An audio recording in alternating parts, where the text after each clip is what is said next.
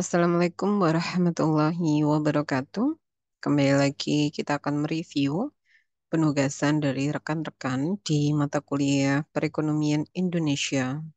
Untuk kali ini topiknya adalah sistem keuangan dan moneter di Indonesia. Kita masuk ke pendahuluan terlebih dahulu. Sistem keuangan sangat krusial dan memegang peran utama dalam perekonomian dan kehidupan. Uang adalah barang yang biasanya diterima sebagai alat pembayaran hutang atau untuk membeli barang dan jasa. Artinya, uang digunakan sebagai sarana untuk melakukan transaksi atau pertukaran barang dan jasa di suatu wilayah. Uang merupakan standar nilai yang terkandung dalam barang dan tenaga. Maka, uang dapat dijelaskan sebagai sebuah cara untuk menilai harga dari setiap barang dan jasa. Dengan uang, barang, jasa, dan pelayanan diberi harga dan nilai. Menurut Al-Ghazali, uang sangat penting untuk aktivitas ekonomi karena uang merupakan salah satu nikmat Allah Subhanahu wa taala dan memajukan kehidupan dunia. Uang harus digunakan dengan cara yang sesuai dengan ajaran agama. Menurut Al-Ghazali dalam Ihya Ulum Al-Din, ciptaan dinar dan dirham adalah salah satu nikmat Allah dan dia mengatakan bahwa dengan keduanya dunia dibuat. Dirham dan dinar adalah benda mati yang pada dasarnya tidak berguna, meskipun demikian manusia membutuhkannya untuk dapat memiliki barang-barang, makanan, pakaian, dan kebutuhan lainnya. Selain itu, ia menyatakan bahwa dinar, dirham berfungsi sebagai penghubung antara sesuatu yang diinginkan. Dinar dan dirham tidak memiliki manfaat dan tidak ada keinginan untuk sesuatu. Kebijakan fiskal dan moneter adalah dua kebijakan ekonomi utama. Kebijakan moneter adalah keputusan yang dibuat untuk mengendalikan penawaran dan permintaan uang, yaitu uang yang beredar di masyarakat, jumlah uang yang ada, stabilitas nilai mata uang, dan cara uang dialokasikan. Kebijakan moneter ini dilakukan dengan menggunakan alat-alat untuk piranti moneter yang tepat untuk mencapai tujuan tertentu.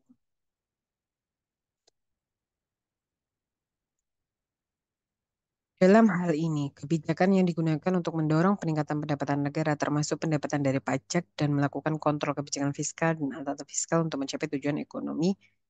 Kebijakan fiskal itu adalah pendahuluan ya. Kita saat ini berbicara terkait perekonomian Indonesia. Pastinya di dalam perekonomian Indonesia itu lebih kepada konteksnya global atau umum ya. Kita berbicara sistem keuangan dan moneter. Tetapi di pembahasan ini tadi ada sedikit pemaparan yang dia ranahnya lebih kepada ruang lingkup ekonomi syariah seperti itu. Jadi bagus sebenarnya, tetapi alangkah lebih baik biar nanti tujuan dari topik ini tercapai atau tepat sasaran untuk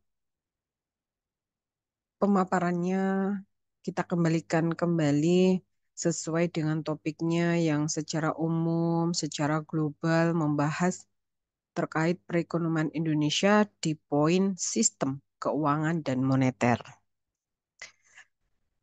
Selanjutnya di dalam penulisannya minim sekali ya, typo ini sudah bagus. Tetapi di sini ada beberapa yang memang lost control ya di dalam penulisannya. Jadi yang tadinya tidak perlu dijadikan paragraf, ini menjadi paragraf tersendiri. Mungkin kepencet seperti itu. Terus belum rata kanan kiri untuk bagian keseluruhan pendahuluan. Ya, pengulangan kata alat-alat itu seharusnya ada tanda pisahnya di tengah. Terus ada yang kebanyakan titik juga.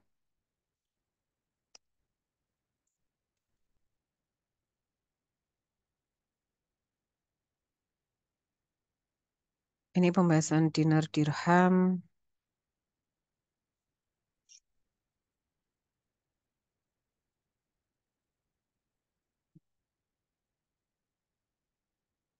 Ke konteks perekonomian Indonesia.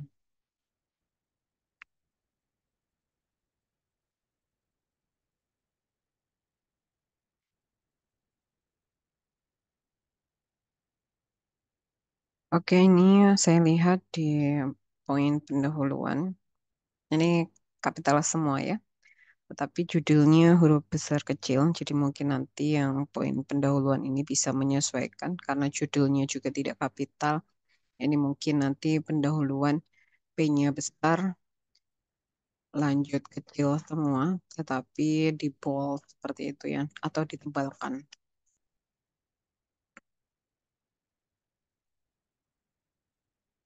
Nah, ini depan uang ada tanda maksudnya apakah ini ya kepencet atau seperti apa ada stripnya kayak gitu. Nah, kita masuk ke footnote. Nah, ini ada kemajuan. Yang tadi nggak ada sama sekali sumber referensinya, ini sudah ditemukan adanya referensi, tetapi belum komplit untuk penulisannya, jadi bisa dikompliti.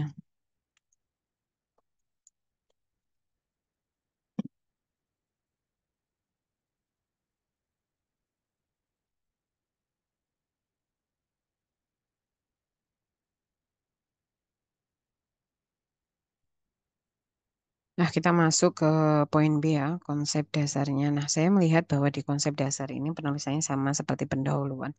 Mungkin nanti bisa dicek kembali ya.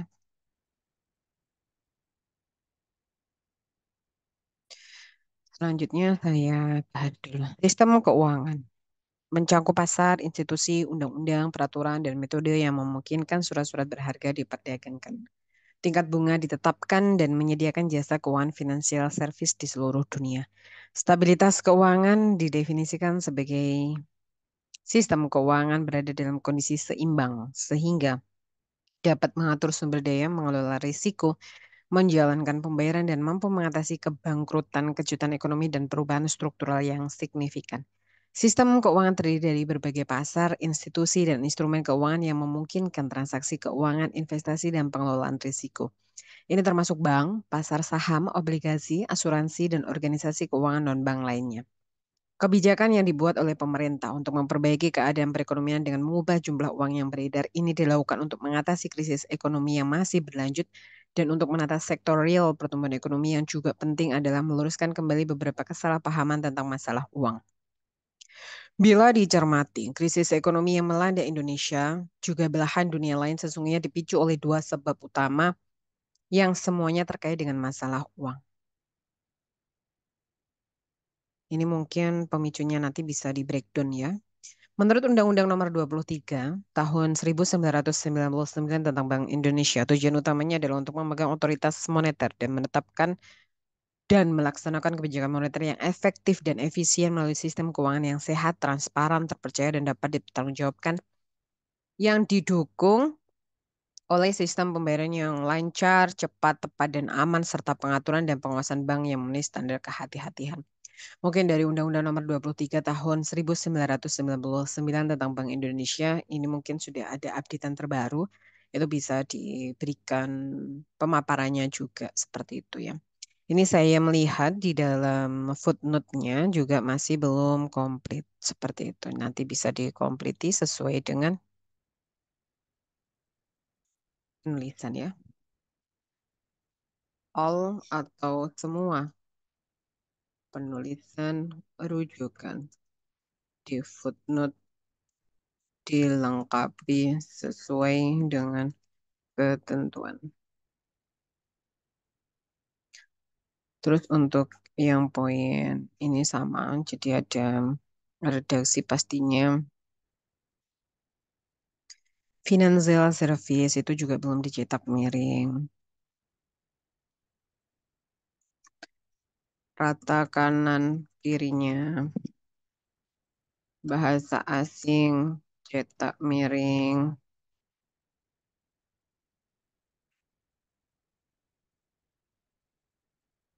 Cek titik yang kebanyakan salah satunya ada di footnote kelima.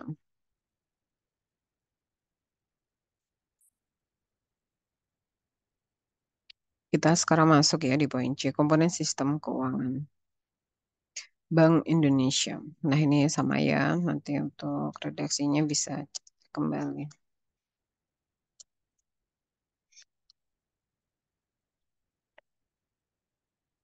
Jadi belajar juga mulai dari semester awal ini, semester 2 sudah terbiasa di dalam teknik penulisan karya ilmiah. Jadi nanti dapat terbentuklah habit kebiasaan sehingga di tugas akhir semester 8 kalian sudah terbiasa pastinya.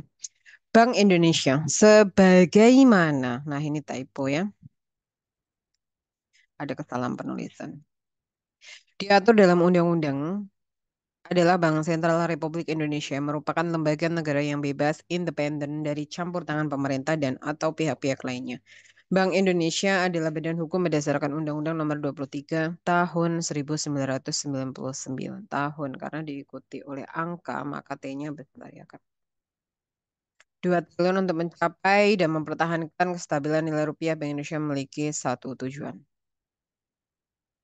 Kegagalan untuk menjaga kestabilan nilai rupiah yang ditunjukkan oleh kenaikan harga-harga dapat berakibat pada penurunan pendapatan real masyarakat dan melemahkan daya saing perekonomian nasional di mata ekonomi global.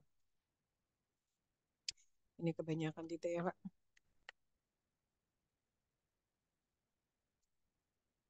Untuk mencapai dan memelihara kestabilan nilai rupiah, Bank Indonesia didukung oleh 3 pilar yang merupakan 3 bidang utama tugas Bank Indonesia. Menetapkan dan melaksanakan kebijakan moneter, mengatur dan menjaga kelancaran sistem pembayaran, mengatur dan mengawasi bank. Selanjutnya adalah menetapkan dan melaksanakan kebijakan typo ya Kak. Kebijakan moneter BI berwenang menetapkan sasaran-sasaran moneter dan melakukan pengendalian moneter sebagai berikut typo ya Kak. Melaksanakan kebijakan nilai tukar berdasarkan sistem nilai tukar yang ditetapkan. Mengelola cadangan devisa untuk memenuhi kewajiban luar negeri. Memelihara keseimbangan neraca pembayaran menerima pinjaman luar negeri. Dicek kembali untuk beberapa footnote-nya. Cek semua penulisan footnote. Belum sesuai ketentuan yang ada. Agar tujuan mencapai dan memelihara kestabilan nilai rupiah tersebut dapat dicapai secara efektif dan efisien, maka ketika tugas tersebut harus diintegrasikan. Otoritas Jasa Keuangan, disingkat OJK, dibentuk dengan tujuan agar keseluruhan kegiatan di dalam sektor jasa keuangan. Ini spasinya ada yang kebanyakan ya. Kita masuk ke Otoritas Jasa Keuangan. Berdasarkan Undang-Undang Nomor 21 Tahun 2011 tentang Otoritas Jasa Keuangan disebutkan bahwa OJK adalah lembaga yang terintegrasi maupun independen yang memiliki fungsi, tugas, dan wewenang dalam mengatur sistem regulasi melakukan pengawasan terhadap kegiatan jasa keuangan.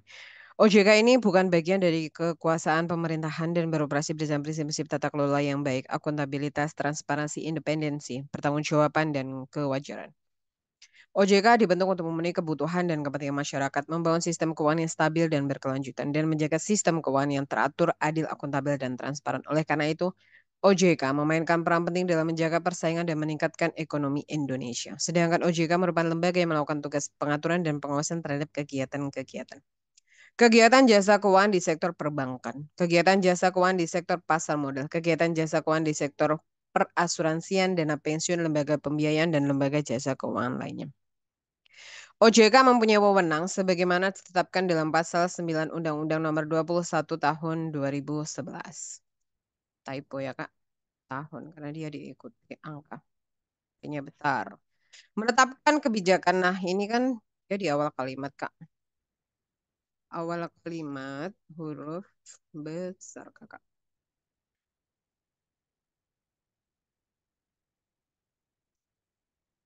Menetapkan kebijakan operasional pengawasan terhadap kegiatan jasa keuangan, mengawasi pelaksanaan tugas pengawasan yang dilaksanakan oleh Kepala Eksekutif, melakukan pengawasan, pemeriksaan, penyidikan, perlindungan konsumen, dan tindakan lain terhadap lembaga jasa keuangan, pelaku, dan atau penunjang kegiatan jasa keuangan sebagaimana dimaksud dalam peraturan perundang-undangan di sektor jasa keuangan. Memberikan perintah tertulis kepada lembaga jasa keuangan dan atau pihak tertentu melakukan penunjukan pengelola statuter, menentukan penggunaan pengelola statuter juga, menetapkan sanksi administratif terhadap pihak yang melakukan pelanggaran terhadap peraturan perundang-undangan di sektor jasa keuangan. Nanti pengelola statuter ini bisa dijelaskan ya Kak di glosarium. Memberikan dan atau mencabut izin usaha, izin orang perseorangan, efektifnya pernyataan pendaftaran, surat tanda terdaftar, persetujuan melakukan kegiatan usaha, pengesahan, persetujuan atau penetapan pembubaran dan penetapan lain. Sebagaimana dimaksud dalam peraturan perundang-undangan di sektor jasa keuangan. Ini kan ada pengulangan kata, Kak. Ini sama, awal kalimat itu, awal kalimat ya, saya tidak membahas awal kata. Awal kalimat itu huruf besar, Kak. Ini sama semua. Awal kalimat huruf besar.